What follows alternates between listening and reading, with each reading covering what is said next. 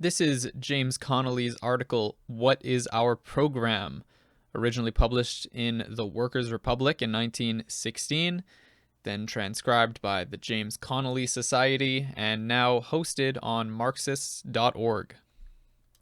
What is our program? We're often asked the above question. Sometimes the question is not too politely put. Sometimes it is put in frantic bewilderment. Sometimes it is put in wrathful objurgation. Sometimes it is put in tearful entreaty. Sometimes it is put by nationalists who affect to despise the labor movement. Sometimes it is put by socialists who distrust the nationalists because of the anti-labor record of many of their friends. Sometimes it is put by our enemies, sometimes by our friends, and always it is pertinent and worthy of an answer. The labor movement is like no other movement. Its strength lies in being like no other movement. It is never so strong as when it stands alone. Other movements dread analysis and shun all attempts to define their objects. The labor movement delights in analyzing and is perpetually defining and redefining its principles and objects. The man or woman who has caught the spirit of the labor movement brings that spirit of analysis and definition into all his or her public acts, and expects at all times to answer the call to define his or her position. They cannot live on illusions nor thrive by them. Even should their heads be in the clouds, they will make no forward step until they are assured that their feet rest upon the solid earth. In this, they are essentially different from the middle or professional classes and the parties or movements controlled by such classes in Ireland. These always talk of realities, but nourish themselves and their followers upon the unsubstantial meat of phrases. Always prate about being intensely practical, but nevertheless spend their whole lives in following visions. When the average non-labor patriot in Ireland who boasts of his practicality is brought in contact with the cold world and its problems, he shrinks from the contact. Should his feet touch the solid earth, he affects to despise it as a mere material basis, and strives to make the people believe that true patriotism needs no foundation to rest upon other than the brainstorms of its poets, orators, journalists, and leaders. Ask such people for a program, and you are branded as a carping critic. Refuse to accept their judgment as the last word in human wisdom, and you become an enemy to be carefully watched. Insist that in the crisis of your country's history, your first allegiance is to your country and not to any leader, executive, or committee, and you are forthwith a disturber, a factionist, a wrecker. What is our program? We, at least, in conformity with the spirit of our movement, will try and tell it. Our program, in time of peace, was to gather into Irish hands in Irish trade unions the control of all the forces of production and distribution in Ireland. We never believed that freedom would be realized without fighting for it. From our earliest declaration of policy in Dublin in 1896, the editor of this paper has held to the dictum that our ends should be secured peacefully if possible, forcibly if necessary. Believing so, we saw what the world outside Ireland is realizing today, that the destinies of the world and the fighting strength of armies are at the mercy of organized labor as soon as that labor becomes truly revolutionary. Thus, we strove to make labor in Ireland organized and revolutionary. We saw that, should it come to a test in Ireland, as we hoped and prayed it might come, between those who stood for the Irish nation and those who stood for the foreign rule, the greatest civil asset in the hand of the Irish nation for use in the struggle would be the control of Irish docks, shipping, railways, and production by unions that gave sole allegiance to Ireland. We realized that the power of the enemy to hurl his forces upon the forces of Ireland would lie at the mercy of the men who controlled the transport system of Ireland.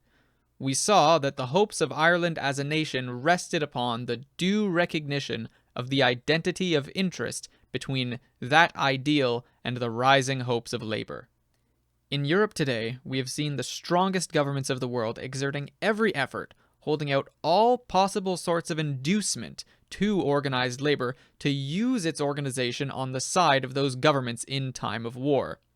We have spent the best part of our lifetime striving to create in Ireland the working class spirit that would create an Irish organization of labor willing to do voluntarily for Ireland what those governments of Europe are beseeching their trade unions to do for their countries, and we have partly succeeded. We have succeeded in creating an organization that will willingly do more for Ireland than any trade union in the world has attempted to do for its national government. Had we not been attacked and betrayed by many of our fervent, advanced patriots, had they not been so anxious to destroy us, so willing to applaud even the British government when it attacked us, had they stood by us and pushed our organization all over Ireland, it would now be in our power at a word to crumple up and demoralize every offensive move of the enemy against the champions of Irish freedom. Had we been able to carry out all our plans, as such an Irish organization of labor alone could carry them out, we could at a word have created all the conditions necessary to the striking of a successful blow whenever the military arm of Ireland wished to move. Have we a program? We're the only people that had a program, that understood the mechanical conditions of modern war and the dependence of national power upon industrial control. What is our program now? At the grave risk of displeasing alike the perfervid Irish patriot and the British competent military authority, we shall tell it. We believe that in times of peace we should work along the lines of peace to strengthen the nation, and we believe that whatever strengthens and elevates the working class strengthens the nation. But we also believe that in times of war we should act as in war. We entirely despise and loathe all the mouthings and mouthers about war who infest Ireland in times of peace, just as we despise and loathe all the cantings about caution and restraint to which the same people treat us in times of war. Mark well then our program. While the war lasts and Ireland still is a subject nation, we shall continue to urge her to fight for her freedom. We shall continue, in season and out of season, to teach that the far-flung battle line of England is weakest at the point nearest its heart, that Ireland is in that position of tactical advantage, that a defeat of England in India, Egypt, the Balkans, or Flanders would not be so dangerous to the British Empire as any conflict of armed forces in Ireland, that the time for Ireland's battle is now, that the place for Ireland's battle is here, that a strong man may deal lusty blows with his fists against a host of surrounding foes and conquer, but will succumb if a child sticks a pin in his heart. But the moment peace is once admitted by the British government as being a subject ripe for discussion, that moment our policy will be for peace and in direct opposition to all talk or preparation for armed revolution. We will be no party to leading out Irish patriots to meet the might of an England at peace. The moment peace is in the air, we shall strictly confine ourselves and lend all our influence to the work of turning the thought of labor in Ireland to the work of peaceful reconstruction. That is our program. You can now compare it with the program of those who bid you hold your hand now, and thus put it in the power of the enemy to patch up a temporary peace, turn round and smash you at his leisure, and then go to war again with the Irish question settled, in the graves of Irish patriots. We fear that is what is going to happen. It is to our mind inconceivable that the British public should allow conscription to be applied to England and not to Ireland. Nor do the British government desire it. But that government will use the cry of the necessities of war to force conscription upon the people of England, and will then make a temporary peace, and turn round to force Ireland to accept the same terms as have been forced upon England. The English public will gladly see this done. Misfortune likes company. The situation will then shape itself thus. The Irish volunteers who are pledged to fight conscription will either need to swallow their pledge and see the young men of Ireland conscripted, or will need to resist conscription and engage the military force of England at a time when England is at peace. This is what the diplomacy of England is working for, what the stupidity of some of our leaders who imagine they are wolf tones is making possible. It is our duty. It is the duty of all who wish to save Ireland from such shame or such slaughter to strengthen the hand of those of the leaders who are for action as against those who are playing into the hands of the enemy.